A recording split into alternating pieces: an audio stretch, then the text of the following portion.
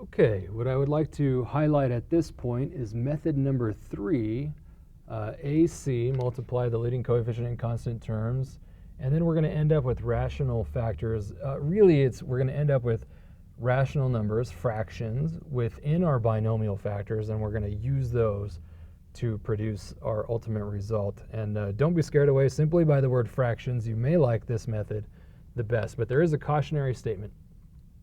You absolutely must factor the GCF first for this process to work. You'll still get part of the answer if you don't, but you're going to miss that greatest common factor at the end.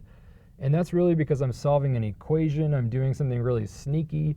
I've come up with a procedure based on solving an equation, and that procedure is derived from the rational zeros theorem.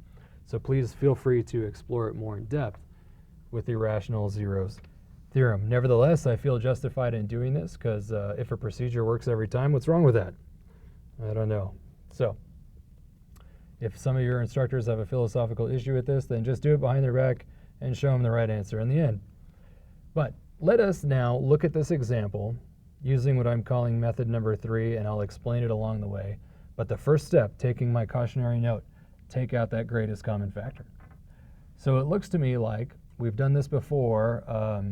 Mostly, there's a 10 as a common factor of all these numbers, 60, 110, and negative 350.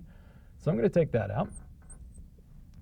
There is also an x, at least a factor of x, okay, in everything. So it's a common factor. I'm going to take it out.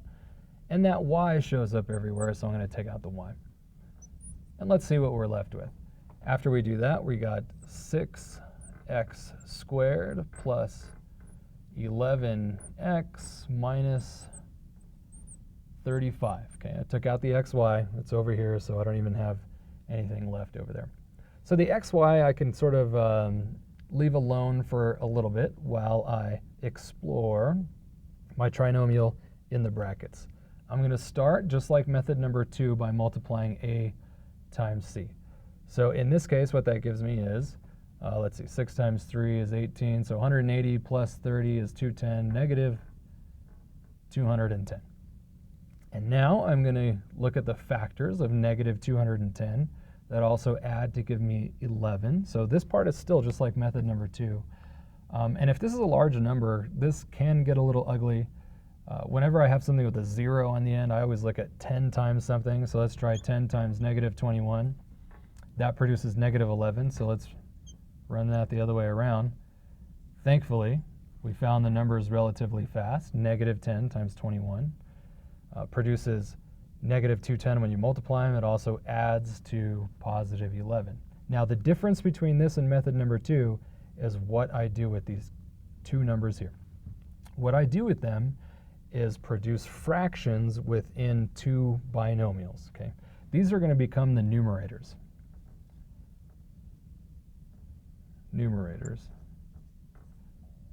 Okay, to the following two fractions.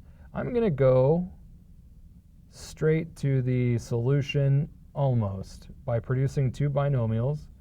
X, I'm going to use this as my numerator, minus 10, the minus because of the negative, over the denominator, it turns out, is always going to be the leading coefficient, 6. Okay, the denominator is always the leading coefficient. In parentheses, trust me, this is going somewhere. The next one looks like x plus 21 over, again, that leading coefficient. That's the same in both cases. Also notice that I didn't put any numbers in front of the x's. I just left them as x and x. Okay. So what that means is this is not, in fact, equal to my trinomial here, but it's getting there, and after I finish the procedure, it will be.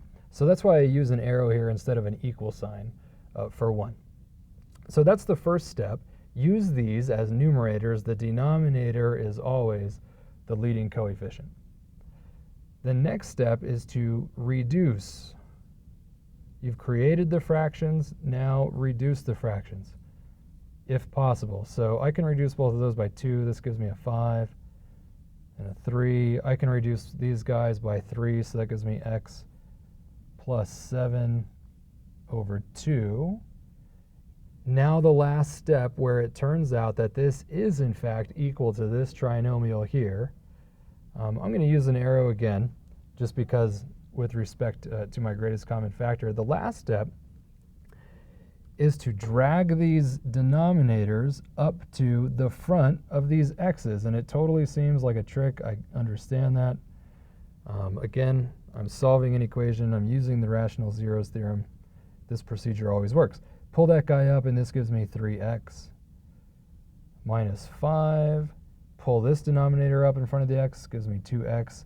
And then just leave the numerator as your other number. And indeed, 3x minus 5 times 2x plus 7 produces 6x squared plus 11x minus 35.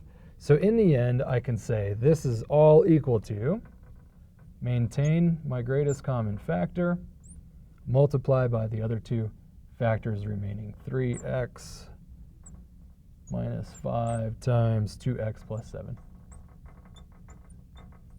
And there is the factored version. Let me show a couple more examples of method number 3 in the next video, and also I want to do some additional examples to highlight the factoring by grouping technique. But this is the essence of it. Feel free to start trying it immediately.